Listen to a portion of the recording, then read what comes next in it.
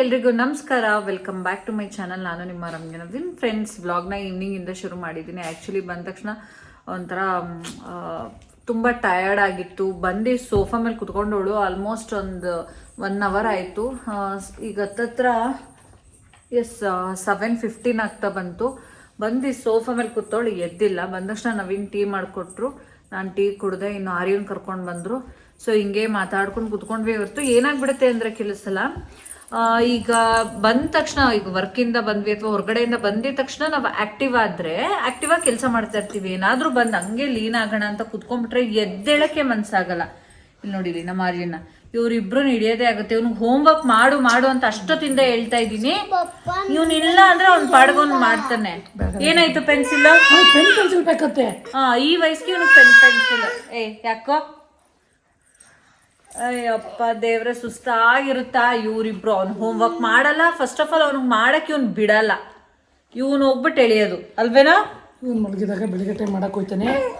ಅಲ್ಲಿ ಅವಾಗ ನಮ್ಗೆ ಬೆಳಿಗ್ಗೆ ಬ್ರೇಕ್ಫಾಸ್ಟ್ ಮಾಡ್ಬೇಕಾ, ಅದು ಇದು ಕೆಲ್ಸನ, ಅದ್ರ ಮಧ್ಯೆ ಅವ್ನಿಗೇನು ಮಾಡ್ಸೋದಿಕ್ಕಾಗಲ್ಲ. ಈಗ ಮಾಡು ಅಥವಾ ಕುತ್ಕೊಂಡು ನಿನ್ ರೂಮ್ಗೆ ಹೋಗ್ಬಿಟ್ಟು ಅವನಿಗೆ ಪೆನ್ಸಿಲ್ ಕೊಡಿ ನವೀನ್. ಅವ್ನ ಪೆನ್ಸಿಲ್ಗಳು ಮನೇಲಿ ಎಷ್ಟೊಂದು ಇಟ್ಟಿದ್ದೀನಿ ಗೊತ್ತಾ? ಅವ್ನ ಕಲೆಕ್ಷನ್ಸ್ ತೋರಿಸ್ಲಾ ನಾನು? ಎಷ್ಟು ಪೆನ್ಸಿಲ್ ಐತೆ. ದಿನ ಅವನೊಂದು ತಗೊಂಡೋಗೋದು, ಹಾಳು ಮಾಡ್ಕೊಂಡು ಬರೆಯೋ, ಬೇಗ ಬೇಗ ಬರ್ದು ಮುಗ್ಸೋ. ಎಷ್ಟು ಹೋಮ್ವರ್ಕ್ ಇದ್ರೂ ಬೆಳಿಗ್ಗೆ ಲಾಸ್ಟ್ ಮೂಮೆಂಟ್ ಅಲ್ಲಿ ಬುಕ್ಸ್ ಹಾಕೋತಾನಲ್ಲ, ಯಾವ್ಯಾವ ಬುಕ್ಸ್ ಅಂತ ಅವ್ರಿಗೆ ವಾಟ್ಸಪ್ ಮಾಡಿರ್ತಾರಲ್ವಾ, ಆ ಟೈಮಲ್ಲಿ ಓಡಾಡ್ತಿರ್ತಾನೆ. ಇಷ್ಟು ಪೆನ್ಸಿಲ್ ಬಾಕ್ಸ್ ನ ಇಟ್ಟಿದ್ದೀನಿ. ಪೆನ್ಸಿಲ್ ಇಲ್ಲ ಅಂತಾನೆ.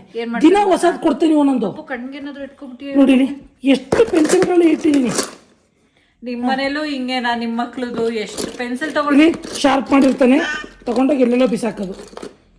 ಆಮೇಲೆ ಪೆನ್ಸಿಲ್ ಎಲ್ಲಾನು ಶಾರ್ಪ್ ಮಾಡೋದು. ಎಷ್ಟು ಪೆನ್ಸಿಲ್ ನ ಶಾರ್ಪ್ ಮಾಡೋನೆ. ಅವ್ರಪ್ಪ ಎತ್ತಿಟ್ಟವ್ರೆ ನೋಡಿ. ನಾನು ಅದನ್ನೆಲ್ಲ ನೋಡಕ್ಕೂ ಹೋಗಿಲ್ಲ. ಎಲ್ಲಾನು ಬಿಸಾಕೋನೆ. ಬಾಕ್ಸ್ ಹಾಕಿ ಎತ್ತಿಟ್ಟಿರೋದು. ಇದೆಲ್ಲ ಶಾರ್ಪ್ ಮಾಡಿ ಮಾಡಿ ಇಟ್ಟಿರೋದು. ಬರಿ ಬೇಗ ಶಾರ್ಪ್ ಮಾಡೋದು. ಆಮೇಲೆ ಪೆನ್ಸಿಲ್ ಇಲ್ಲ, ಅದಿಲ್ಲ ಇದಿಲ್ಲ. ಇವ್ರ ಸ್ಟೇಷನರಿ ಥಿಂಗ್ಸ್ಗೆನೆ ಆಗುತ್ತೆ ಒಂದಷ್ಟು ದುಡ್ಡು. ಆಮೇಲೆ ಇರೇಸರ್ ದಿನ ಒಂದೊಂದು ತಗೊಂಡೋಗ್ತಾನೆ, ಹಾಳು ಮಾಡ್ಕೊಂಡು ಬರ್ತಾನೆ. ಈಗ ಆಕ್ಚುಲಿ ಅಥವಾ ಬೇಗ ಹೋಮ್ವರ್ಕ್ ಮಾಡಿ ಪೆನ್ಸಿಲ್ ಅಂತ ಅವ್ನಿಗೆ. ಅಲ್ಲಿ ಚಿಂಟು ಹೇಳ್ಕೊಂಡು ಬರಿ. ಅವಳು ಇಂಜಿನಿಯರಿಂಗ್ ಮಾಡ್ತಾವಳೆ. ನೀನೇ ಇಂಜಿನಿಯರಿಂಗ್ ಮಾಡ್ತಾ ಇದೀಯಾ? ನೋಡ್ಬಿಟ್ಟ ಅವ್ರ ಅಕ್ಕನ ಹತ್ರ ಅವತ್ತು. ಚಿಂಟು ಯೂಸ್ ಮಾಡ್ತಾ ಇದ್ಲು ಏನೋ ಡ್ರಾ. ಅದೇ ಅದೊಂದು ಕೊಟ್ಲು. ಅದು ಲೆಡ್ ತರಬೇಕು, ಫ್ರಂಟ್ ಅದ ಲೆಡ್. ಏನಂದ್ರೆ ಕೆಲವು ಸಲ ಏನಾಗ್ಬಿಡುತ್ತೆ ಅಂದ್ರೆ ನಂಗೆ ನೈಟು ಅಡುಗೆ ಮಾಡೋಕ್ಕೆ ಇಂಟ್ರೆಸ್ಟ್ ಇರಲ್ಲ. ಇವತ್ತು ಆ್ಯಕ್ಚುಲಿ ಹಂಗೆ ಆಗ್ತಾ ಇದೆ. ಸ್ವಲ್ಪ ಗ್ರೇವಿ ಇದೆ, ಅದು ಇಬ್ರಿಗೂ ಆಗುತ್ತೆ. ಅದು ಗ್ರೇವಿ ಥರ ಇಲ್ಲ.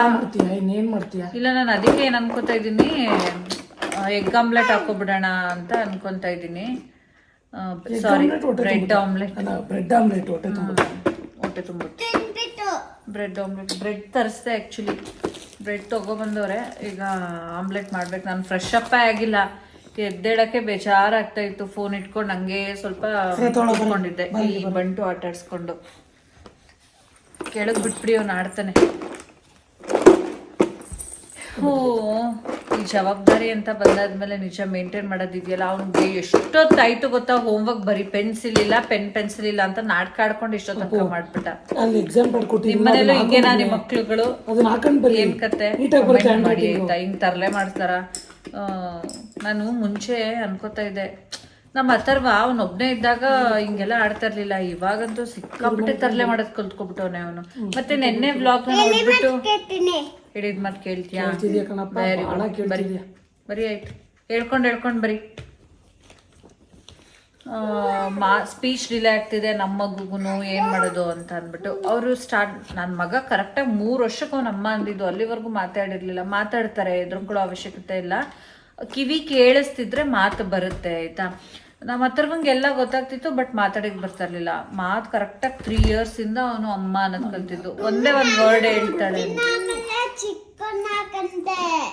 ಚಿಕ್ಕವನಾಗಿದೆ. ಬರೀ ಈಗ ಬರೀಬೇಕು ನೀನು ಬಂಟು. ಬಟ್ ನಮ್ಮ ಆರ್ಯ ಈಗ್ಲೇ ಅಮ್ಮ ಅಂತಾನೆ, ಅತ್ತೆ ಅಂತಾನೆ, ತಾತ ಅಂತಾನೆ, ಪಪ್ಪ ಅಂತಾನೆ. ಬಾ ಕ್ಲಾಪ್ಸ್ ಮಾಡ್ದ. ಅವನು ಮಾಡ್ದ. ಏನು ಅಮ್ಮನ ಕೈ ಬೇಕಾ ಈಗ? ಹೇಳು. ಗೊತ್ತಾ, ಇವತ್ತು ನಮ್ಮ ಆರ್ಯನ್ಗೆ ಕರೆಕ್ಟಾಗಿ 11 ತಿಂಗಳಾಯ್ತು. ಇವತ್ತಿಗೆ. ಇವತ್ತಿಗೆ 11 months 11 11ನೇ ತಿಂಗಳು 11ನೇ ತಾರೀಕು, ಜೊತೆಗೆ ಅವನಿಗೀಗ 11 ತಿಂಗಳು. ಏನೋ 11ನೇ ತಾರೀಕು, ಇದು 11ನೇ ತಿಂಗಳು, ಅವನಿಗೂ 11 ತಿಂಗಳು. 11 ಇವತ್ತಿಗೆ. ನೆಕ್ಸ್ಟ್ ಮಂತ್ ಫೋಟೋ ಶೂಟೇ ಮಾಡ್ತಾ ಇಲ್ಲ ನಾನು, ಸಿಕ್ಕಾಪಟ್ಟೆ ಬಿಸಿ ಆಗ್ಬಿಟ್ಟೆ, ಹಂಗೆ ಇದಾಗೋಗುತ್ತೆ. ಬಟ್ ಮಂತ್ಲಿ ಬೇರೆ ಬೇರೆ ಒಂದು ಫೋಟೋ ಇರುತ್ತೆ, ಬಟ್ ಫೋಟೋ ಶೂಟ್ ಕಾನ್ಸೆಪ್ಟ್ ಇಟ್ಕೊಂಡೆಲ್ಲ ಮಾಡೋದಕ್ಕೆ ಆಗ್ತಾ ಇಲ್ಲ. ಈಗ ನೀವು ಅಬ್ಸರ್ವ್ ಮಾಡಿರ್ಬೋದು, ರೀಲ್ಸ್ ಕೂಡ ಕಡಿಮೆ ಆಗ್ಬಿಟ್ಟಿದ್ದೆ. ಬಟ್ ವ್ಲಾಗ್ಸ್ ಕೆಲವರು ಮಾಡಿದ್ರಿ. ಆಮೇಲೆ ಇನ್ನೊಂದೇನಂದ್ರೆ ಫ್ರೆಂಡ್ಸ್, ಈಗ 1 lakhಗೆ ತುಂಬಾನೇ ಹತ್ರ ಇದ್ದೀನಿ. ಸೊ ನೀವು ಇನ್ನೂ ನನ್ನ ಚಾನಲ್ನ ಸಬ್ಸ್ಕ್ರೈಬ್ ಮಾಡ್ಕೊಳ್ದೆ ನೋಡ್ತಾ ಇದ್ರೆ ದಯವಿಟ್ಟು ಸಬ್ಸ್ಕ್ರೈಬ್ ಮಾಡ್ಕೊಳ್ಳೋದನ್ನ ಮರಿಬೇಡಿ ಆಯ್ತಾ. 49 ಬರ್ದಾ? ಲಾಸ್ಟಲ್ಲಿ ಫಾಸ್ಟ್ 50 ಬರೆಯಂಗಿಲ್ವಾ? ಬರೀ 49 ಮಾತ್ರನಾ? 50 ಏನು ಬರೆಯಂಗಿಲ್ವಾ? ಅಲ್ಲಿ ನೋಡಲ್ಲಿ ಆ ಬಂಟಿಕನ್ ಕತೆನ, ಅಲ್ಲಿ ನೋಡಲ್ಲಿ ಏನು ಮಾಡ್ತವನೆ ಅಂತ. ಎಲ್ಲಿಗೆ ಹೋಗೋನು ನೋಡಿ ಇವನು. ಆರ್ಯ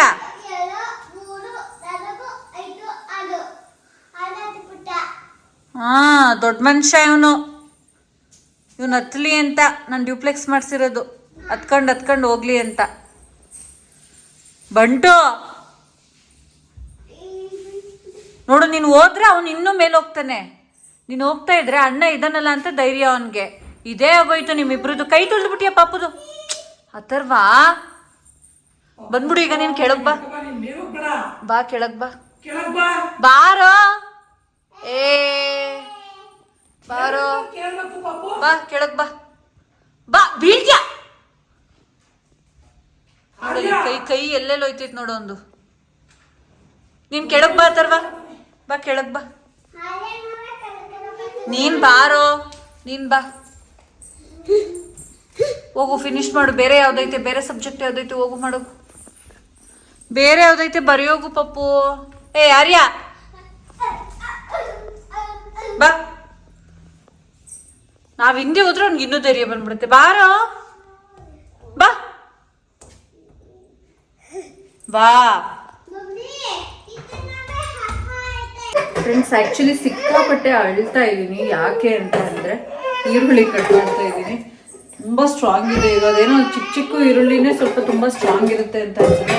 ಅದ್ರ ಮಧ್ಯೆ ಬೇರೆ ನಮ್ಮ ಆರ್ಯ ಬಂದು ಅವರಪ್ಪ ಸ್ವಲ್ಪ ಈಗ ಪಾತ್ರೆಗಳೆಲ್ಲ ತೊಳೆದ್ವಲ್ಲ, ಅದನ್ನ ಜೋಡಿಸ್ತಾ ಇದ್ದಾರೆ. ಇವ್ನು ಬಂದ್ಬಿಟ್ಟು ಎತ್ಕೋ ಯಾರಾದ್ರೂ ಒಬ್ರು ಎತ್ಕೊಂಡಂಗೆ ಇರಬೇಕು ನಮ್ಮ ಆರ್ಯನ್ಗೆ. ನೋಡಿ ಬಂದು ಆಗ್ಲೇ. ಅಯ್ಯೋ, ಏನು ಅಡುಗೆ ಮಾಡ್ಕೊಡೋದು ನಾವು, ಏನು ತಿನ್ನೋದು. ಹೋಗಿ ನವೀನ ನನಗೆ ಕರ್ಕೋ. ಅವ್ನು ಅಳ್ತೋನೆ ಅವನು. ನಮ್ಮ ಪಚಿತಿ ಕೆಲ್ಸಕ್ಕೆ ಹೋಗೋದು ನಿಜ ಭಾಳ ಕಷ್ಟ. ಬಟ್ ಜೀವನ ಅನಿವಾರ್ಯ, ಏನೂ ಮಾಡೋದಕ್ಕಾಗಲ್ಲ.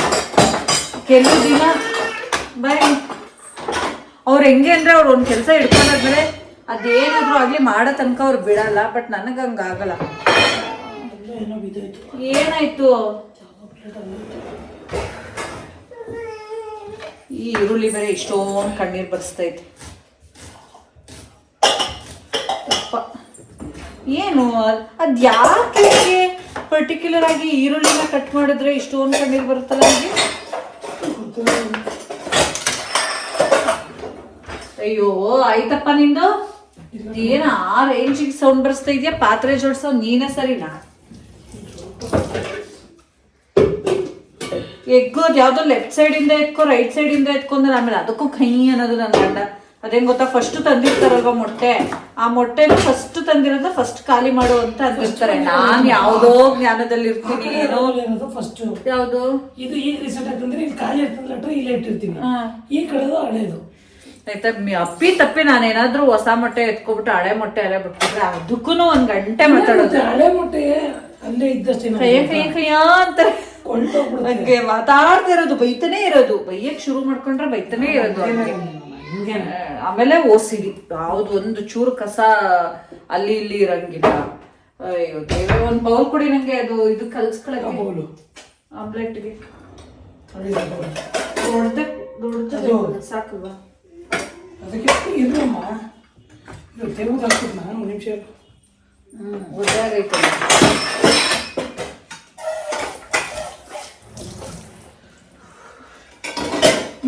ಇಲ್ಲಿ ಇಟ್ಕೊಂಡು ಆಟಾಡ ಮೊನ್ನೆ ತಗೋ. ತಗೋ ಆಟ ಕೂರ್ಸಿ ಅವ್ರನ್ನ ಅಲ್ಲೇ ಆಟ ಆಡ್ತಾರೆ. ತಂದು ಕೂತ್ಕೋ. ನೀವೇನಾದ್ರೂ ತಿಂತೀರಾ? ಏನು ಆಮ್ಲೆಟ್ ಆಮ್ಲೆಟ್ ಆಮ್ಲೆಟ್ ಆಮ್ಲೆಟ್ ಈಗಲೂ ಬೈಸ್ಕೊತೀನಿ ನಾನು ಇಟ್ಟಿಂದ ಹಿಂಗೆ ಎತ್ಕೊಂಡು. ಹಿಂಗೆ ತಗೋಬೇಡ. ಇರಪ್ಪ ಆಯಿತು. ಸಮಾಧಾನನಾ? ಎಷ್ಟು ಹೇಳ್ಕೊಟ್ರು ಕೈ ತಿಸ್ಬಿಟ್ಟಿಯಾ? ಎಷ್ಟು ಹೇಳ್ಕೊಟ್ರು ಅಲ್ಲ, ನಮಗೆ ಕೆಲವು ಸಮಯ ಸಂದರ್ಭ ಟೆನ್ಷನಲ್ಲಿ ಹಂಗಾಗುತ್ತೆ. ಅದನ್ನೇ ದೊಡ್ಡದು ಮಾಡ್ಬಾರ್ದು. ಟೆನ್ಷನ್ಸ್ ಇದ್ದಾಗ ಟೆನ್ಷನ್ಸ್ ಕಾಮನ್. ಟೆನ್ಷನ್ಸ್ ಅಲ್ಲ, ನಮಗೆ 2 ಸನ್ಸ್. ಅದೇ ಹೇಳ್ತಾರೆ 2 ಸನ್ಸೇ ಟೆನ್ಷನ್ಸ್ ಇದೆ ನಿಮಗೆ. ಯಾಕಪ್ಪ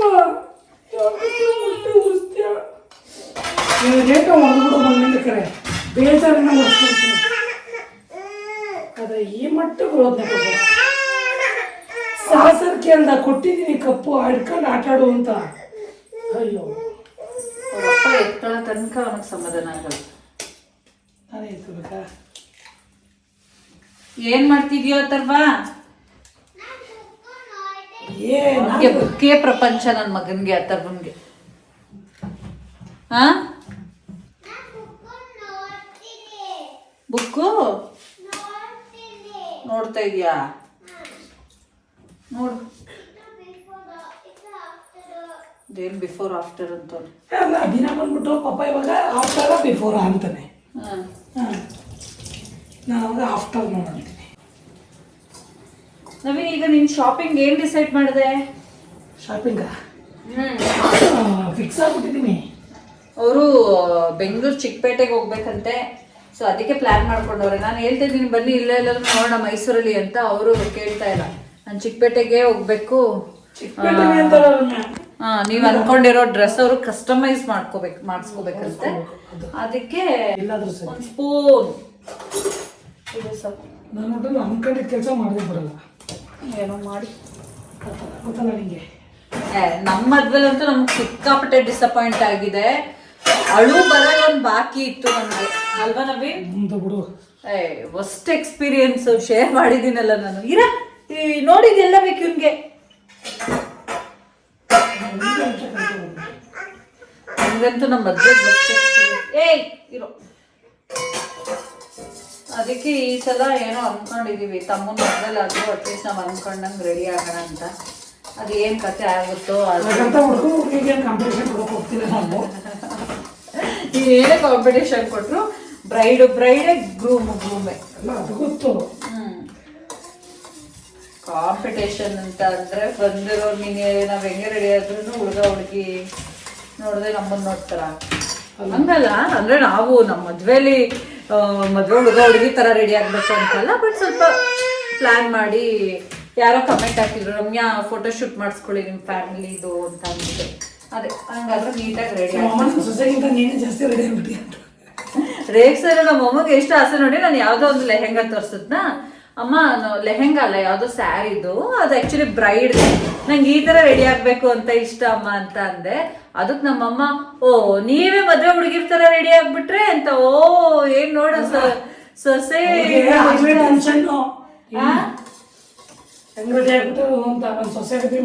ಏನೇ ಆಗ್ಲಿ ನಮ್ಮ ರಕ್ಷಿತನ್ ಮೀರ್ಸಕ್ಕಾಗುತ್ತಾ?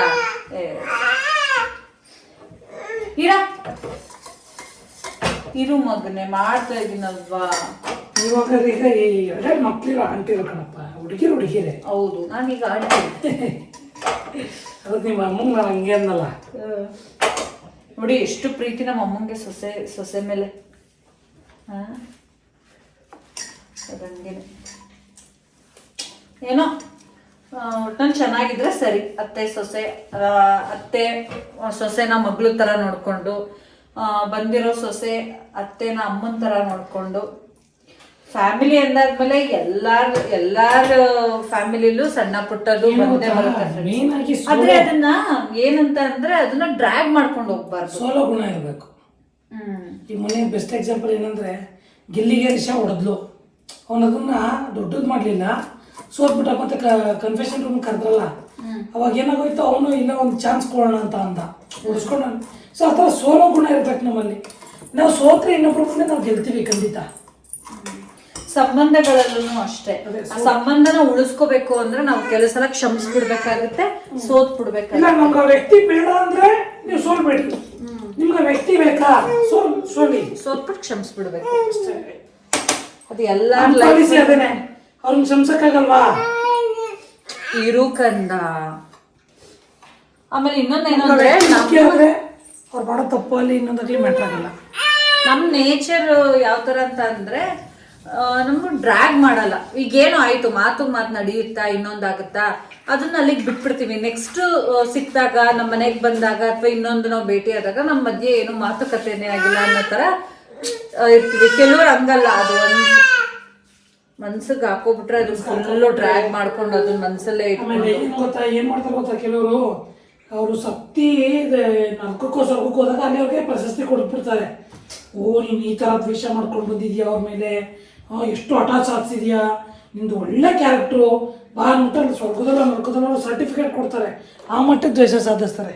ಅದೆಲ್ಲ ನಮ್ಗೆ ಇಷ್ಟ ಆಗಲ್ಲ.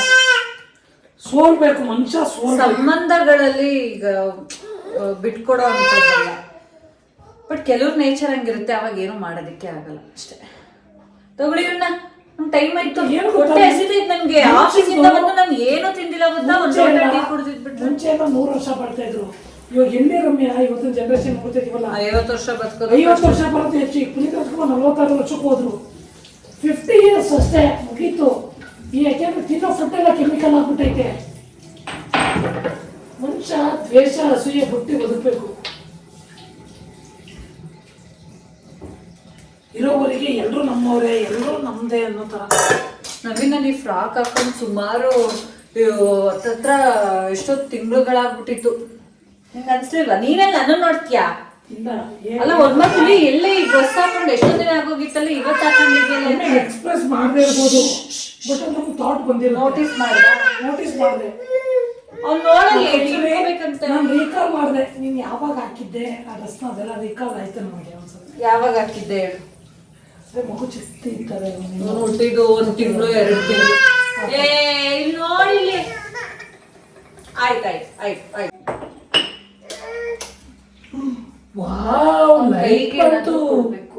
ಇದರಲ್ಲಿ ತವೆಯಲ್ಲಿ ಇಟ್ರೆ ಒಳಗಿಟ್ಟಿದ್ದೀನಿ.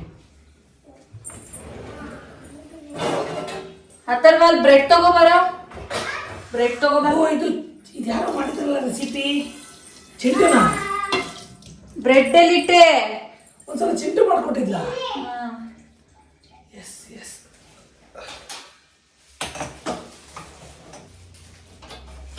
ಹೋಗಾ.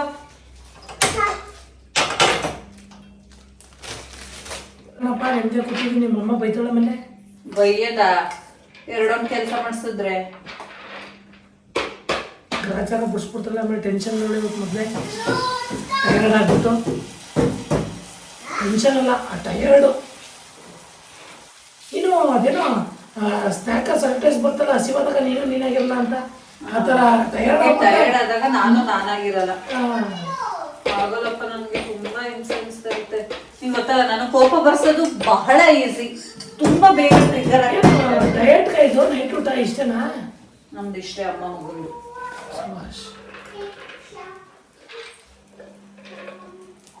ಫ್ರೆಂಡ್ಸ್, ಫೈನಲಿ ಸ್ಯಾಂಡ್ವಿಚ್ ರೆಡಿ ಆಯಿತು. ಸೊ ನಾನು ಅಥರ್ವ ಇಬ್ಬರು ತಿನ್ನೋಣ ಅಂತ ಅಂದ್ಬಿಟ್ಟು ಈಗ ರೆಡಿ ಮಾಡ್ಕೊಂಡ್ವಿ. ಸೊ ಈ ಒಂದು ಈವ್ನಿಂಗ್ ವ್ಲಾಗ್ನ ನಾನು ಇಲ್ಲಿಗೆ ಎಂಡ್ ಮಾಡ್ತೀನಿ. ಮತ್ತೆ ನೆಕ್ಸ್ಟ್ ವ್ಲಾಗಲ್ಲಿ ಸಿಗ್ತೀನಿ. Thank you.